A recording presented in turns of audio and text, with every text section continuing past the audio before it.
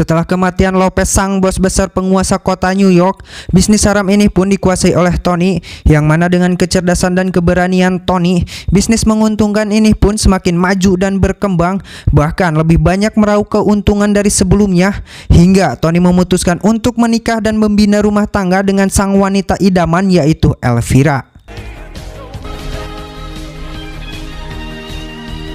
Sekarang Tony tinggal di sebuah rumah bagai istana, yang mana dengan status raja mafia yang disandangnya sekarang, Tony pun semakin ketat dalam pengamanan karena ia sudah bisa menebak bahwa posisinya sekarang sangat diincar oleh orang-orang yang tidak suka dengan pencapaiannya.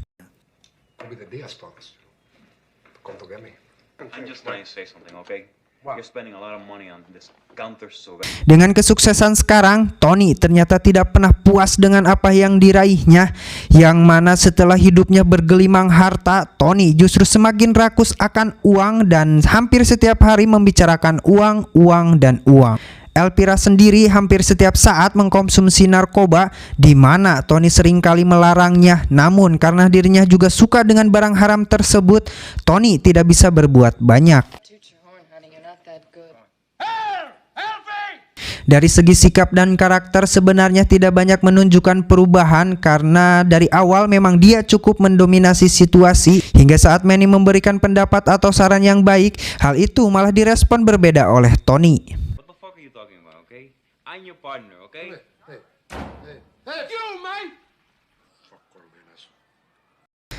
Singkat cerita, Tony pun turun langsung untuk memeriksa uang atau omset bulanan yang masuk, di mana hal itu merupakan sebuah kesalahan besar karena ternyata orang yang dipercaya menyimpan uang tersebut adalah seorang polisi yang sedang menyamar.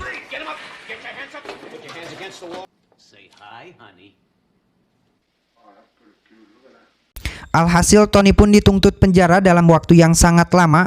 Namun karena dirinya memiliki uang banyak, Tony pun menyewa pengacara terkenal dengan harga yang sangat mahal. Hal itu ternyata tidak langsung menyelesaikan masalah, karena dengan semua bukti konkret yang memberatkan kasusnya, Tony pun tetap harus dipenjara selama 3 tahun, tapi masih bisa hidup bebas selama beberapa pekan sebelum persidangan dimulai. Berita itu pun sampai ke telinga Sosa, sang bandar narkoba kelas kakap, di mana ia menawarkan bantuan untuk menyelesaikan semua masalahnya. Karena sebagai orang yang berpengalaman di dunia hitam, Sosa tentu sudah kenal dekat dengan petinggi kepolisian dan hakim di kota tersebut.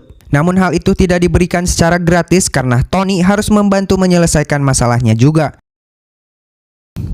Ternyata baru-baru ini Sosa dengan rekan pengedarnya yang lain mendapatkan kabar buruk mengenai seseorang yang mengetahui sindikat bisnis narkobanya yang mereka jalankan, di mana orang tersebut menunjukkan foto Sosa dan teman-temannya dalam sebuah talk show yang ditayangkan secara live di televisi.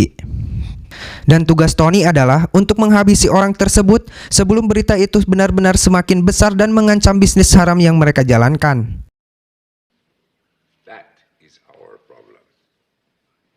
Singkat cerita, malam pun tiba. Tony, Manny, dan Elvira terlihat sedang makan malam di sebuah restoran mewah lengkap dengan Ernie dan anak buah lainnya, yang mana tujuan Tony melakukannya adalah untuk menghangatkan suasana yang sempat rusak akibat sikap buruknya akhir-akhir ini.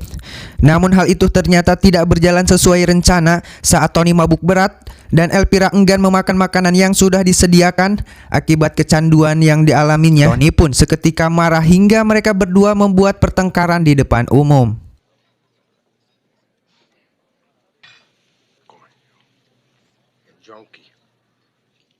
Dan ketika Elvira menyiram wajah Tony dengan air di gelas, disitulah emosi Tony pun memuncak, di mana situasi restoran yang awalnya tenang seketika berubah menjadi tegang.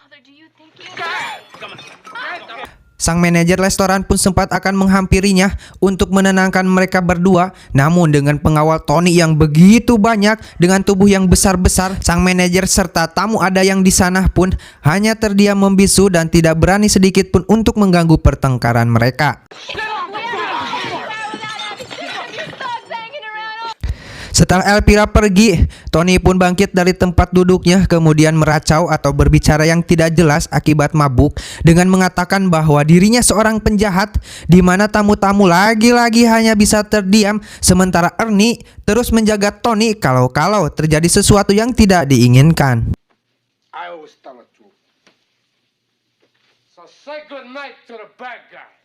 Dan setelah Tony pergi, Ernie pun memberikan uang kepada si manajer restoran sebagai ganti rugi atas keributan yang terjadi. Sampai segitunya loh.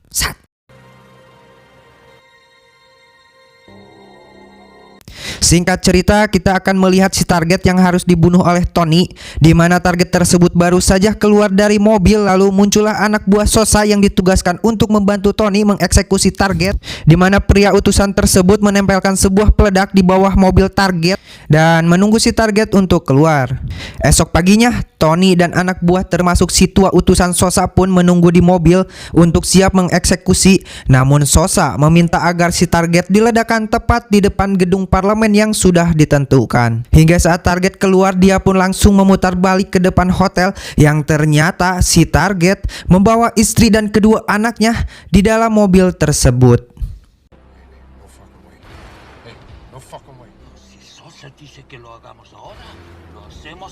Dalam perjalanan menuju lokasi tempat eksekusi tadi, sangka Tony ternyata berubah pikiran dan meminta misi ini dibatalkan.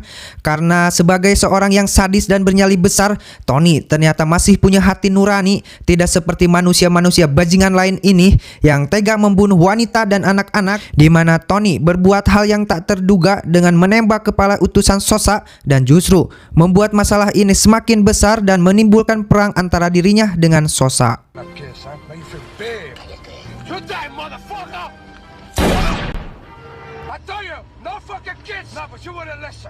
Setelah misi gagal dan malah membuat masalah baru dengan Sosa, Tony lagi-lagi mendapatkan kabar bahwa adiknya Gina menghilang selama beberapa hari dan Manny juga pergi entah kemana. Ditambah hal itu diperparah dengan minggatnya Elvira dari rumah yang membuat hidup Tony menjadi semakin kacau.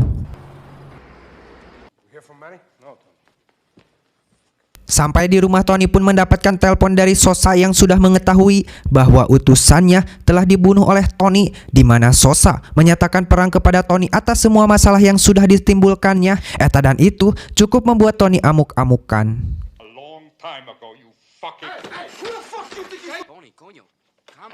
Tak ingin masalah ini terus melanjut, Tony pun mencoba untuk menyelesaikan masalah ini satu persatu dengan mendatangi rumah ibunya untuk mendapatkan petunjuk kemana Gina adiknya menghilang. Dan setelah diingat-ingat, sang ibu pun mengatakan sebuah alamat yang akhir-akhir ini seringkali didatangi oleh Gina. Namun sang ibu ragu bahwa Gina ada di sana. Tanpa pikir panjang, Tony pun beserta anak buahnya pun langsung mendatangi lokasi tersebut, di mana saat mereka sampai, Tony pun langsung dikejutkan saat melihat orang yang membuka pintu tersebut adalah Manny, sahabat dekatnya. Dan yang paling mengejutkan dari semua ini adalah ada Gina adiknya yang terlihat baru saja keluar kamar dengan mengenakan pakaian tidur. Entah apa yang ada di pikiran Tony dengan semua masalah berat yang dihadapinya saat ini. Tony pun seketika kalap dengan menembak Manny berkali-kali, di mana hal itu membuat Gina sangat terkejut dan langsung menghampiri Manny yang sudah tewas. Dan apa yang akan dikatakan Gina benar-benar akan membuat Tony menyesal seumur hidup, karena ternyata Gina dan Manny baru saja menikah kemarin dan berencana untuk memberikan kejutan untuk Tony di hari ulang tahunnya yang tepat esok hari. Ernie pun dengan cepat mengamankan Gina dan Tony, kemudian membawa mereka berdua kembali ke rumahnya, di mana Ernie dan semua anak buahnya pun tidak bisa berbuat banyak karena dengan kondisi Tony yang sekarang cukup sulit untuk membuatnya tetap stabil.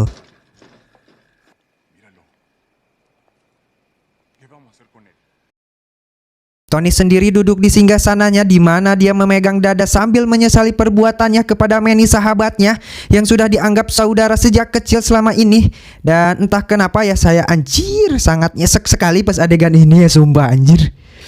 Antara kasihan gitu sama si Manny sama si Tony ini. Sementara Tony shock dengan apa yang diperbuatnya. Tadi duga Sosa ternyata bergerak lebih cepat dari dugaan, di mana dia mengirimkan puluhan ribu bayaran yang sudah merangsang masuk ke dalam kawasan rumah singgasana Tony. Satu persatu penjaga rumah Tony pun ditumbangkan, mulai dari si Ernie. Anjir, kasihan banget si Ernie, gak tahu apa-apa, yang tidak tahu menaus masalah ini. Anjing, kasihan banget sumpah. Disusul dengan satu pembunuh bayaran yang berhasil naik dari samping dan bersembunyi di balik jendela rumah Tony. Tony yang sedang asik menghisap narkoboy pun seketika dikejutkan dengan kemunculan Gina yang tiba-tiba masuk kamar dengan sebuah pistol, di mana Gina terlihat depresi dan berniat untuk membunuh Tony. Namun apa yang terjadi, si pembunuh bayaran yang dari tadi bersembunyi pun tiba-tiba keluar dan menderedet Gina hingga dia tewas. yang mana Tony langsung membunuh si pembunuh bayaran dan langsung menembak para pembunuh bayaran yang ada di bawah. Dan akhirnya pembunuh bayaran itu pun berhasil masuk ke dalam rumah, di mana pengawal terakhir Tony akhirnya tewas tepat di depan pintu kamarnya. Tony yang tinggal sendirian pun akhirnya mengambil senjata peledak, di mana tembakannya langsung menghancurkan pintu kamar yang membuat pembunuh bayaran ngelarat celeng.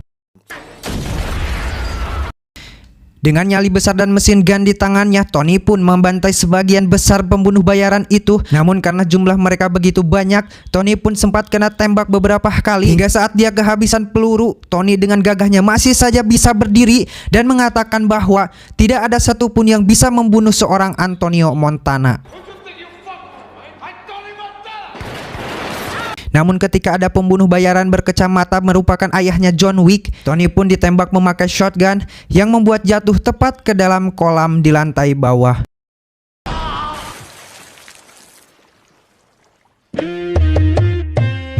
Pada akhirnya, Tony pun tewas mengenaskan dengan uang dan kekuasaan yang tidak dibawa mati. Tamat, ending yang sangat menarkobakan.